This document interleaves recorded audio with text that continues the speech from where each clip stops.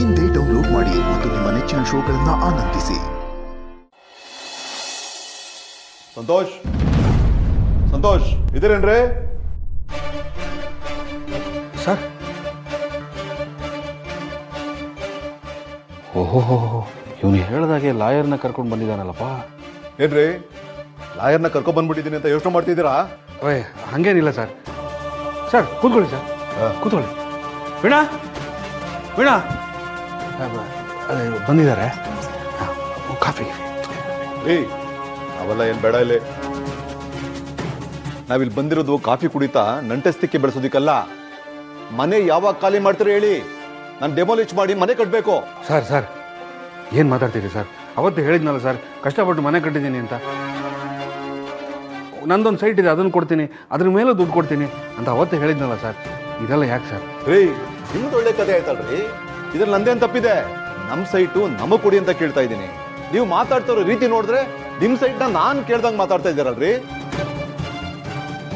Sir ಹಾಗಲ್ಲ sir, ನೀವು ತಪ್ಪು ತಿಳ್ಕೊಬೇಡಿ ಸರ್. ರೀ ಆಗೂ ಇಲ್ಲ ಈಗೂ ಇಲ್ಲ ರೀ, ಒಳ್ಳೆ ಮಾತಲ್ಲಿ ಕೇಳ್ತಾ ಇದ್ದೀನಿ, ನ್ಯಾಯ ರೀತಿಯಿಂದ ಕೇಳ್ತಿದ್ದೀನಿ.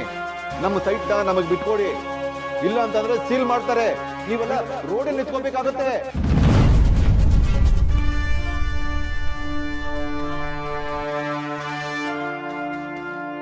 ಅದೆಲ್ಲ ಆಗೋದು ಬೇಡ ಅಂದ್ರೆ ನೀವು ಅರ್ಥ ಮಾಡ್ಕೊಳ್ರಿ, ನಿಮಗೂ ಒಳ್ಳೇದು ನನಗೂ ಒಳ್ಳೇದು.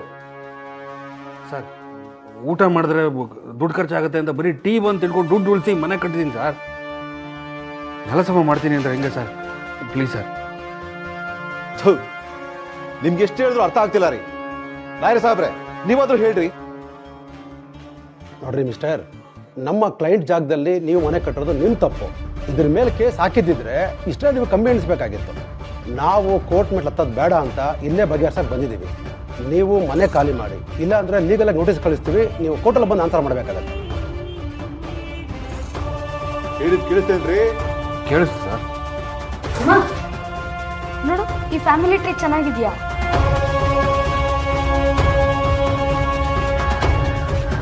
ನೀನು ಒಳಗಡೆ ಹೋಮ್ವರ್ಕ್ ಮಾಡ್ಕೋತಾ ಇರೋ, ನಾನು ಆಮೇಲೆ ಬಂದಿದ್ದೀನಿ ನೋಡ್ತೀನಿ. ರೀ ಮೊದಲು ಮಗುನ ಒಳಗೆ ಕರ್ಕೊಂಡು ಹೋಗಿ, ಮಕ್ಕಳು ಮುಂದೆ ಇವೆಲ್ಲ ಡಿಸ್ಕಸ್ ಮಾಡೋದು ಬೇಡ.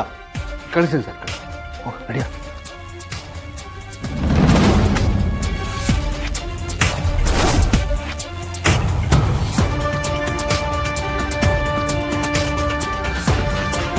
ಏ ಮರಿ ಪಾಪ ಏನು?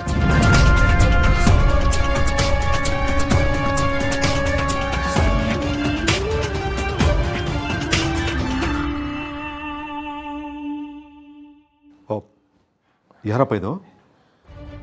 ಇದು ನಮ್ಮ ತಾತ ಅಂಕಲ್, ಇವರು ನಮ್ಮ ಅಜ್ಜಿ. ರೀ ಸಂತೋಷ್, ನೀವು ಶ್ರೀನಿವಾಸ್ ಅವ್ರ ಮಗನೇನ್ರಿ? ಹೌದು ಸರ್, ನಾನು ಶ್ರೀನಿವಾಸ್ ಅವ್ರ ಮಗನೇ. ಒಬ್ಬ ಸರಿ.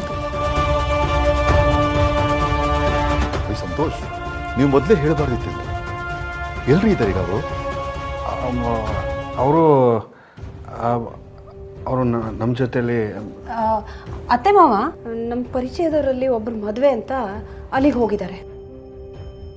ನೀವು ಶ್ರೀನಿವಾಸ್ ಅವ್ರ ಮಗ ಅಂತ ಗೊತ್ತಿದ್ದರೆ ಇಷ್ಟೆಲ್ಲ ಮಾತೇ ಬರ್ತಿರ್ಲಿಲ್ಲ.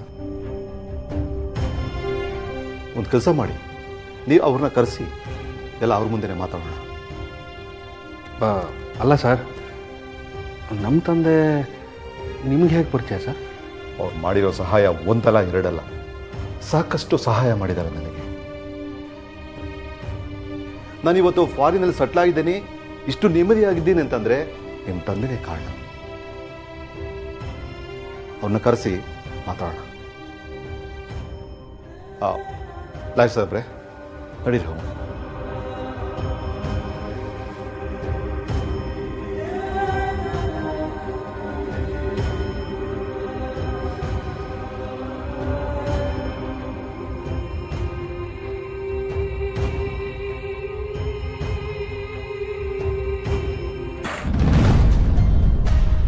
ಈಗೇನು ಮಾಡೋದು? ಇವ್ರು ಬೇರೆ ಅಪ್ಪನ ಕರಿ ಅಂದಿದ್ದಾರೆ.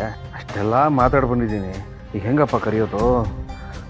ಒಳ್ಳೆ ಕತೆ ಆಯ್ತಲ್ಲಪ್ಪ ಇದು. ಏನ್ರಿ ಮಾವನ ಹೆಂಗೆ ಕರ್ಕೊಂಬರೋದು ಅಂತ ಯೋಚನೆ ಮಾಡ್ತಾ ಇದ್ದೀರಾ? ಅಲ್ಲ ಕಣೆ, ಅವ್ರು ನೋಡಿದ್ರೆ ಫಾರಿನಲ್ಲಿದ್ದಾರೆ. ಅವ್ರಿಗೆ ಅಪ್ಪ ಹೇಗೆ ಸಹಾಯ ಮಾಡೋದಕ್ಕೆ ಸಾಧ್ಯ? ಅಷ್ಟೊಂದು ಹೊಗಳ್ತಾ ಇದ್ದಾರೆ, ಹೆಂಗೆ? ಊರಲ್ಲಿ ಇರೋರಿಗೆಲ್ಲ ಮಾವನ ಬಗ್ಗೆ ಒಳ್ಳೆ ಅಭಿಪ್ರಾಯ ಇದೆ, ಅವ್ರಿಗೆ ಮರ್ಯಾದೆ ಕೊಡ್ತಾರೆ. ಮಕ್ಕಳಾಗಿ ನೀವೇ ಅವ್ರ ಬೆಲೆ ತಿಳ್ಕೊಂಡಿಲ್ಲ. ಮಾವ ಜೀವನದಲ್ಲಿ ಹಣ ಸಂಪಾದನೆ ಮಾಡದೇ ಇದ್ರು ಬೇಕಾದಷ್ಟು ಗೌರವನ ಸಂಪಾದನೆ ಮಾಡಿದ್ದಾರೆ. ಅಲ್ಲ ಕಣೆ, ನಾನು ಇಲ್ಲಿ ಏನು ಮಾಡೋದು ಅಂತ ತಲೆ ಕೆಡಿಸ್ಕೊಂಡಿದ್ದೀನಿ. ನೀನು ನೋಡಿದ್ರೆ ಡೈಲಾಗ್ ಮೇಲೆ ಡೈಲಾಗ್ ಹೊಡಿತಾ ಇದೆಯಲ್ಲ, ಏನು ಮಾಡೋದು ಅಂತ ಹೇಳು. ಏನ್ ಮಾಡ್ಲಿ ಅಂತ ನನ್ನನ್ನು ಕೇಳಿದ್ರೆ ನಾನೇನ್ರಿ ಮಾಡಕ್ಕಾಗತ್ತೆ?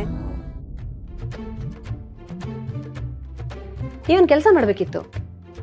ನಾನು ಅಪ್ಪ ಅಮ್ಮನ ಮನೆಯಿಂದ ಆಚೆ ಹಾಕ್ಬಿಟ್ಟಿದ್ದೀನಿ, ಬಾಯಿಗೆ ಬಂದಾಗ ಮಾತಾಡಿದ್ದೀನಿ ಅಂತ ಅವ್ರಿಗೆ ಹೇಳ್ಬೇಕಾಗಿತ್ತು. ಏನು ನೀನು?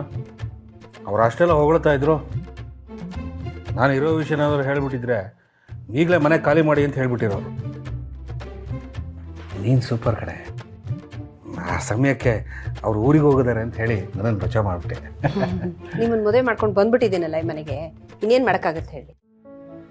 ನನ್ನ ಗಂಡ ತನ್ನ ಅಪ್ಪ ಅಮ್ಮನ ಮನೆಯಿಂದ ಆಚೆ ಹಾಕ್ಬಿಟ್ಟಿದ್ದಾರೆ ಅಂತ ನಾನು ಯಾವ ಬಾಯಲ್ಲಿ ಹೇಳಿ?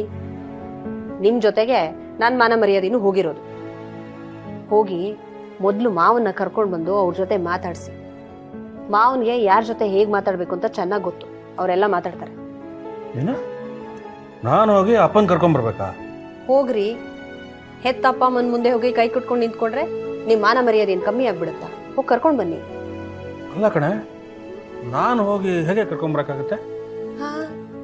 ನಿಮಗೆ ಕೇಡ್ ಬಯಸೋರ ಹತ್ರ ಹೋಗಿ ಸಂಬಂಧ ಬೆಳ್ಸಕ್ಕಾಗತ್ತೆ ಕಾಸಿಗೋಸ್ಕರ? 3 ಹೊತ್ತು ಮಕ್ಕಳು ಚೆನ್ನಾಗಿರ್ಲಿ ಅಂತ ಬಯಸೋ ಅಪ್ಪ ಅಮ್ಮನ ಜೊತೆ ಸಂಬಂಧ ಉಳಿಸ್ಕೊಳಕ್ ಆಗೋದಿಲ್ವಾ ನಿಮ್ಗೆ? ಹೋಗಿ ಕರೀರಿ. ಹೇ ಬೇಡ, ನೀನು ಹೋಗಿ ಕರ್ಕೊಂಬರೆ ಪ್ಲೀಸ್ ಕಣೆ. ಚೆನ್ನಾಗಿ ಹೇಳ್ಬಿಟ್ರಿ. ನಾನು ಯಾಕ್ರಿ ಮಾಡ್ಬೇಕು ಈ ಕೆಲಸ? ಅವರು ನಿಮ್ಮ ಹತ್ರ ಹೇಳಿದ್ದಾರೆ ಈ ಕೆಲಸ ಮಾಡಿ ಅಂತ. ನನಗೂ ಇದಕ್ಕೂ ಯಾವ ಸಂಬಂಧನೂ ಇಲ್ಲ. ಮನೆಯಿಂದ ಆಚೆ ಕಳ್ಸೋದಿಕ್ ನೀವು, ಕರ್ಕೊಂಬರೋದಿಕ್ ನಾನಾ? ನಿಮ್ಗೆ ಈ ಮನೆ ಬೇಕು ಅಂತ ಇದ್ರೆ ನೀವು ಹೋಗಿ ಕರ್ಕೊಂಬನ್ನಿ, ಇಲ್ಲಾಂದ್ರೆ ಬಿಟ್ಬಿಡಿ. ಆಯ್ತಮ್ಮ, ನನ್ನಿಂದ ತಪ್ಪಾಗಿದೆ. ನಾನು ಮಣ್ತಿನ ಕೆಲಸ ಮಾಡಿದ್ದೀನಿ, ನನಗೆ ಈಗೆಲ್ಲ ಅರ್ಥ ಆಗಿದೆ. ನಾನು ಹೋಗಿ ಹೇಗೆ ಕರೆಯೋಕ್ಕಾಗುತ್ತೆ? ಬೇಡ, ನೀನು ನನ್ನ ಜೊತೆ ಬಾರೆ ಪ್ಲೀಸ್ ಕಣೆ. ನಾನು ಬರಲ್ಲ ರೀ ನಿಮ್ಮ ಜೊತೆಗೆ. ಪ್ರತಿ ಸಲ ತಪ್ಪು ಮಾಡೋದು ನೀವು, ಕ್ಷಮೆ ಕೇಳೋದು ನಾನಾ? ನೀವು ಮಾಡಿರೋ ಕೆಲಸಕ್ಕೆ ಬೇರೆ ಯಾರಾದರೂ ಆಗಿದ್ದಿದ್ರೆ ನಮ್ಮನ್ನ ಮನೆ ಒಳಗಡೆ ಕೂಡ ಬಿಟ್ಕೋತಾ ಇರಲಿಲ್ಲ, ನಮ್ಮ ಮುಖ ಕೂಡ ನೋಡ್ತಿರ್ಲಿಲ್ಲ. ಪಾಪ ಅತ್ತೆ ಮಾವ ಇದನ್ನೆಲ್ಲ ಸಹಿಸ್ಕೊಂಡಿದ್ದಾರೆ. ಅವರಲ್ಲಿ ಎಷ್ಟು ಕಷ್ಟ ಪಡ್ತಾ ಇದ್ದಾರೆ ಅಂತ ಅವ್ರ ಜೊತೆ ಇಷ್ಟು ದಿವಸ ಇದ್ನಲ್ಲ ನಾನೆಲ್ಲ ನೋಡಿದ್ದೀನಿ. ಹೆತ್ತ ಅಪ್ಪ ಅಮ್ಮನ್ನ ಅವತ್ತು ಯಾವುದೇ ಪ್ರಯೋಜನ ಅಲ್ಲ ಅಂತ ಮನೆಯಿಂದ ಆಚೆ ಹಾಕಿದ್ರಿ. ಆದ್ರೆ ಇವತ್ತು ನಿಮ್ಮ ಮನೆ ಉಳಿಸ್ಕೊಳ್ಳೋದಿಕ್ಕೆ ಅದೇ ಅಪ್ಪ ಅಮ್ಮ ಬೇಕಾಗಿದ್ದಾರೆ. ಅದಕ್ಕೆ ಹೇಳೋದು, ಹೆತ್ತವ್ರನ್ನ ಯಾವತ್ತೂ ಕಡೆಗಾಣಿಸ್ಬಾರ್ದು ಅಂತ. ನಾವು ಮಾಡೋ ಪ್ರತಿಯೊಂದು ಕೆಲಸಕ್ಕೂ ಅವ್ರ ಆಶೀರ್ವಾದ ಬೇಕೇ ಬೇಕಾಗತ್ತೆ. ವೀಣಾ, ಮೊದಲು ಶಾಪ ಹಾಕೋದು ನಿಲ್ಸೆ. ನಾನು ಹೋಗಿ ಕರೆದೆ ಅವ್ರು ಬಂದ್ಬಿಡ್ತಾರಾ? ಲಕ್ಷ್ಮೀ